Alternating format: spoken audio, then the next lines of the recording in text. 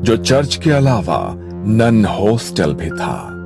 जवान लड़कियां जो दुनिया के सारे बंधन और वैभव त्याग कर जीसस और मानवता की सेवा करने की कसम खाती थी, वो इसी हॉस्टल में रहकर अपनी ट्रेनिंग के कुछ साल बिताती थी। और जब उन्हें नन होने के सभी कर्तव्य सिखा दिए जाते तो उन्हें सेक्रेड हार्ट सोसाइटी से जुड़े किसी चर्च में भेज दिया जाता। ये मार्च का अंतिम शनिवार था। चर्च में इवनिंग प्रेयर हो रही थी। तभी मदर सुपीरियर एग्नेस, जो इस नन ट्रेनिंग सेंटर की हेड थी, उन्होंने एक 22 साल की लड़की से बाकी लड़कियों का परिचय कराया। ये है गॉड स्पेशल चाइल्ड मारिया। आप सभी की तरह इनका जन्म भी सिर्फ सांसारिक सुखों में अपने जीवन को व्यर्थ करने के लिए नहीं, बल्कि प्रभु के चरणों की सेवा के लिए हुआ है। यह हमारे साथ इसी चर्च में रहेंगी। मदर एग्नेस ने अपनी तरफ से नन मारिया का इंट्रोडक्शन दे दिया था, लेकिन मारिया के चेहरे पर गहरी उदासी की परत चढ़ी दिखाई देती थी। उसने न किसी से नजर मिलाई, न किसी को देखकर कोई भाव उसके चेहरे पर आया। बस जैसे ही मदर एग्नेस ने अपनी बात खत्म की, वो चुपचाप अपने कमरे की ओर निकल गई। ये लड़की तुमको कुछ अजीब नहीं लगा?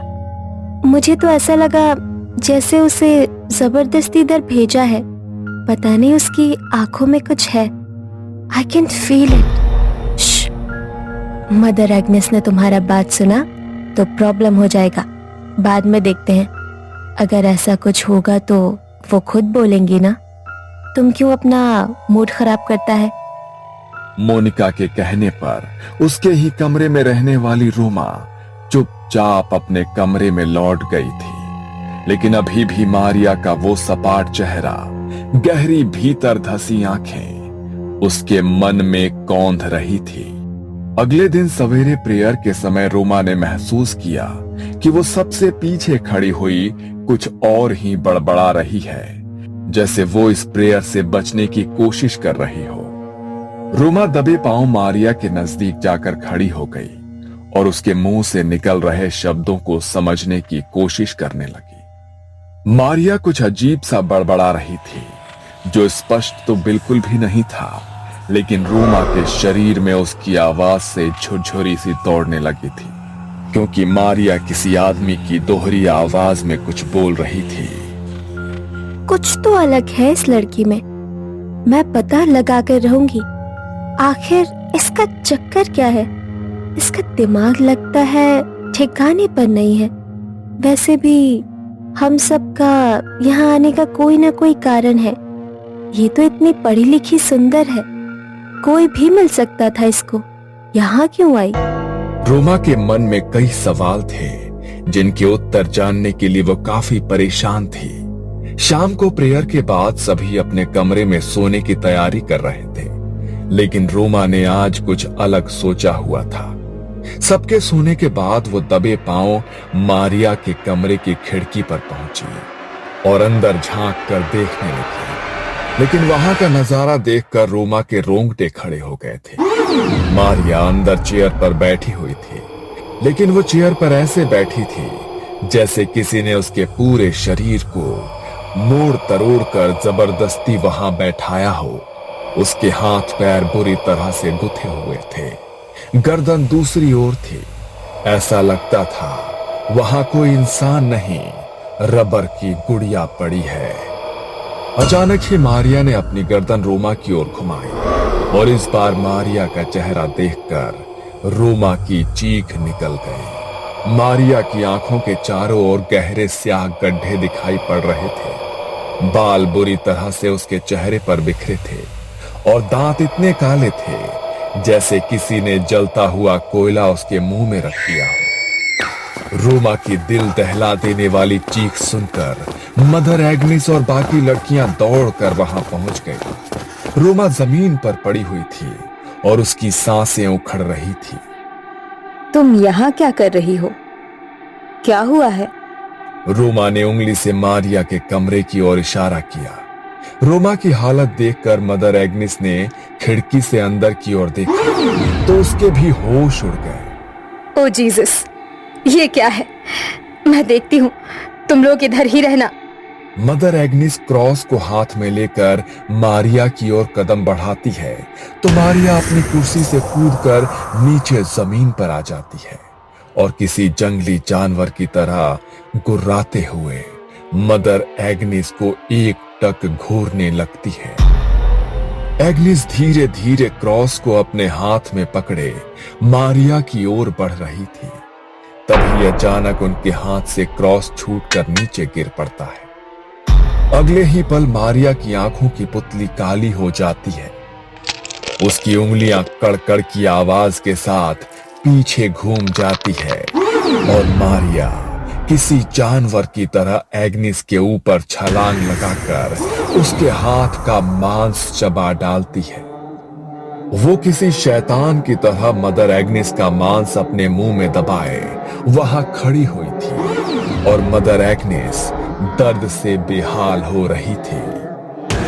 हमला करने के बाद मारिया वापस जाकर उसी कुर्सी पर बैठ जाती है और अजीब सी आवाज में कुछ बड़बड़ाने लगती है। मारिया के मुंह से सुनाई दे रही आवाज ऐसी थी मानो एक साथ 2-3 लोग बोल रहे हों।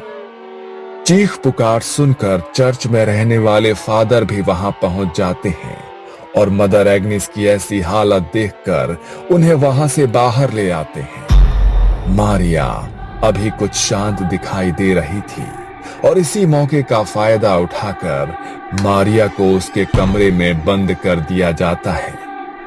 मारिया की ऐसी हालत देखकर सभी हैरान थे। बाकी की लड़कियों में भी डर का माहौल बन गया था।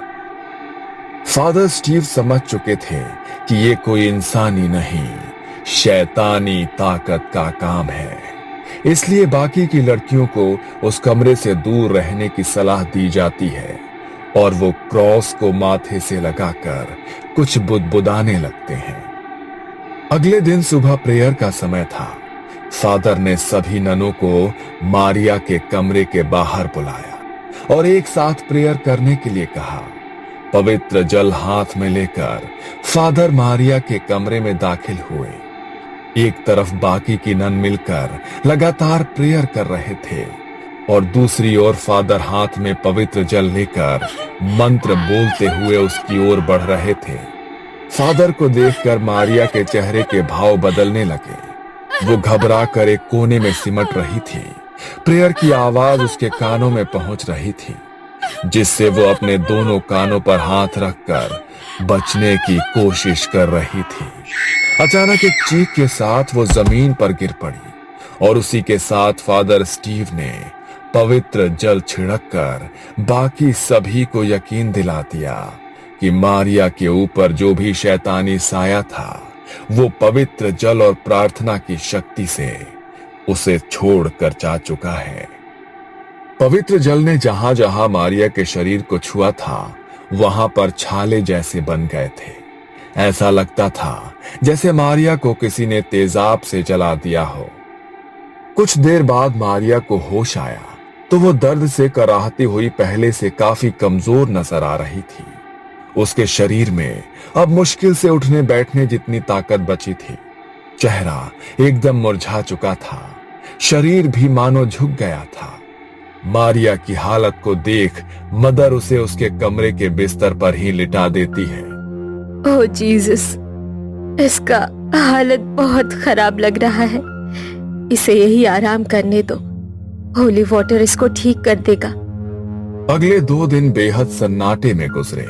मारिया ऐसे ही बिना कुछ खाए पिए, बिना एक भी शब्द बोले अपने बिस्तर पर पड़ी रही। 2 दिन बाद उसने टूटे फूटे शब्दों में पानी मांगा। मदर के कहने पर मारिया को पानी पिलाया गया। मारिया अब थोड़ी सामान्य सी नजर आ रही थी। ऐसा लगता था कि जैसे जो भी बुरी शक्ति थी वो वाकई में उसे छोड़कर अब जा चुकी है। मारिया की ऐसी हालत देखकर मदर एग्निस ने प्यार से उसके सर पर हाथ फेरा। कुछ खाओगी? मारिया ने हाँ में गर्दन हिलाई और फिर कई दिनों के बाद मारिया ने भर पेट खाना खाया।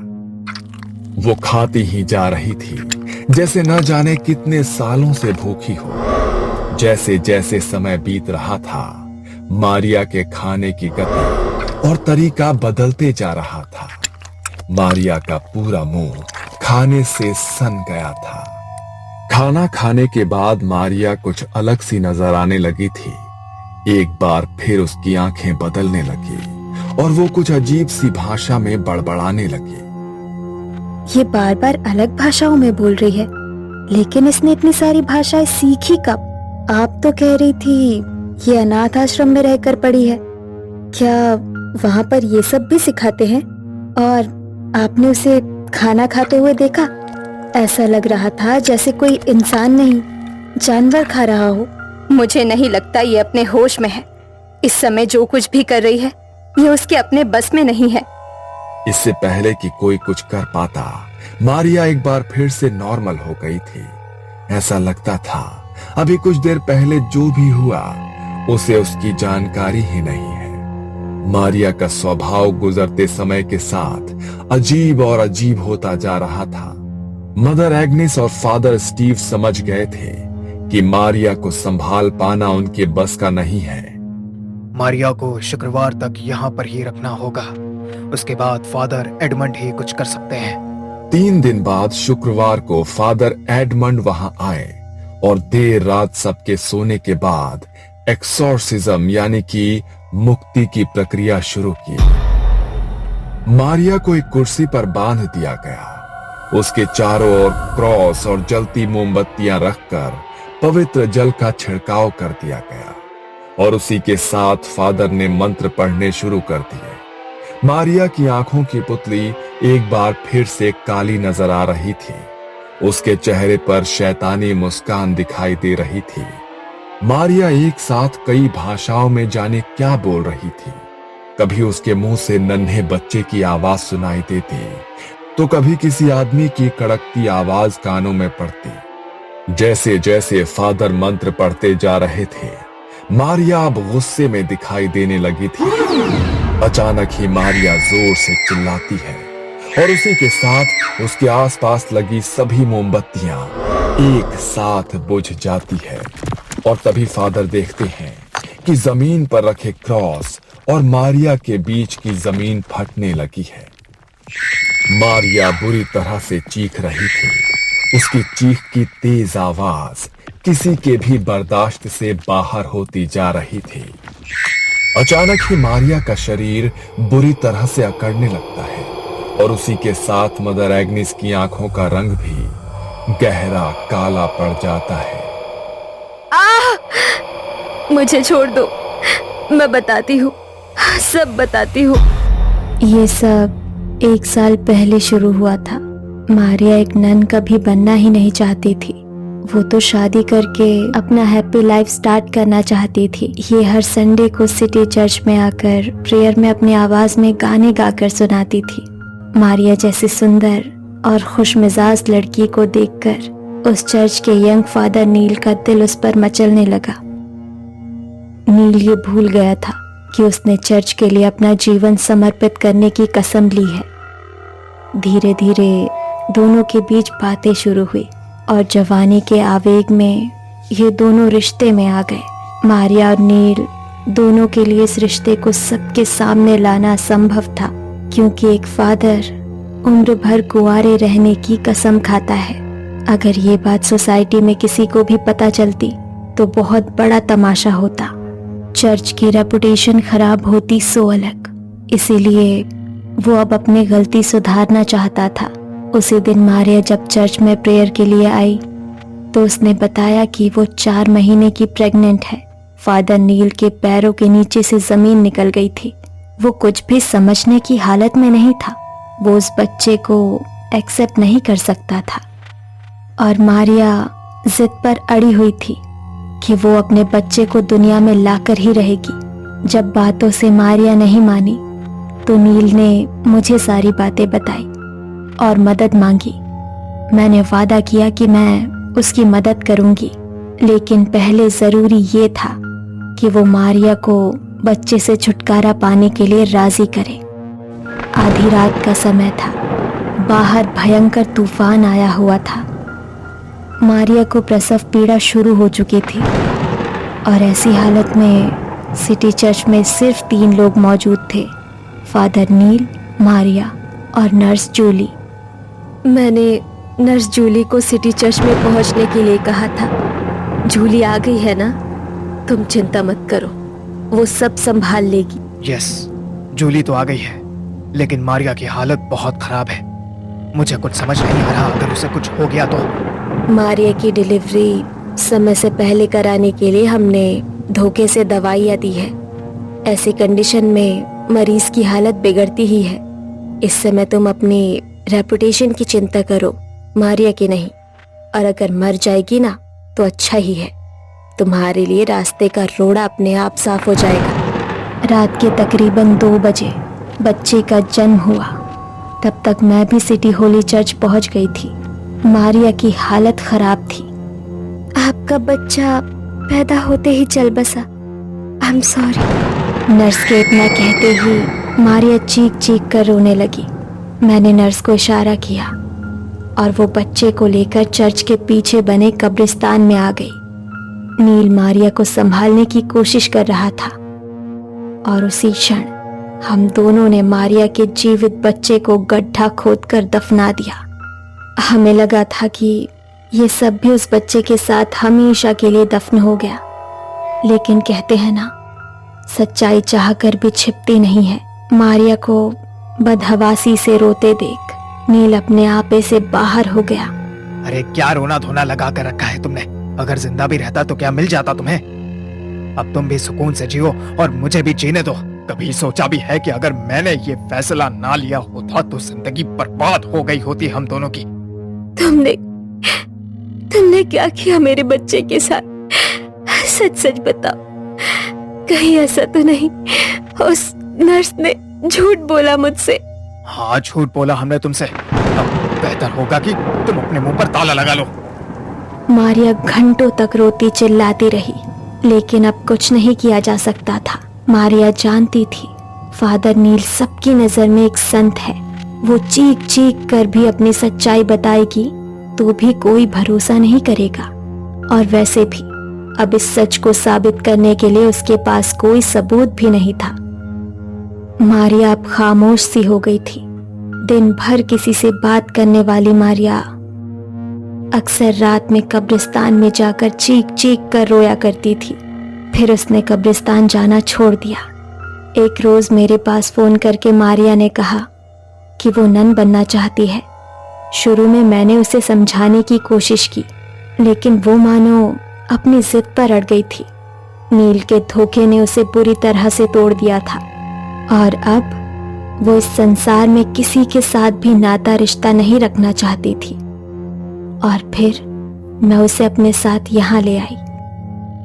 कॉल नील, वरना ये मारिया जाएगी।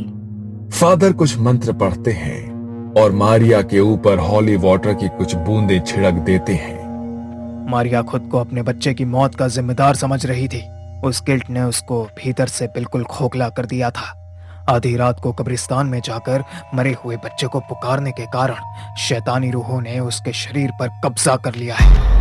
इन रूहों में मारिया के नन्हे बच्चे की आत्मा भी शामिल है, जो अब अपना बदला लेना चाहता है।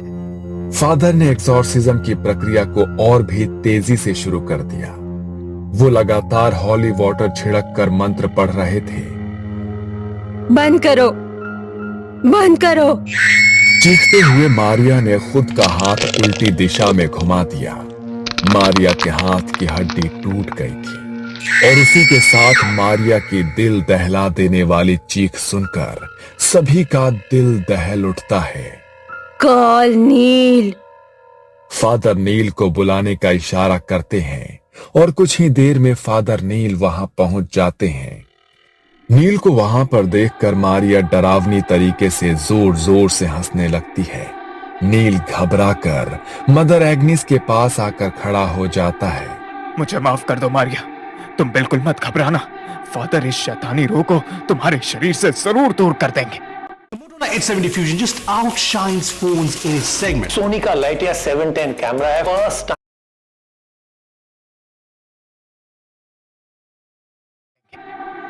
फादर लगातार हॉली वाटर छिड़ककर मारिया का एग्जॉर्सिज्म पूरा करने की कोशिश कर रहे थे। अचानक ही मारिया अपनी गर्दन ऊपर की ओर उठाती है और उसी के साथ मदर एग्नेस और फादर नील का शरीर हवा में ऊपर उठने लगता है।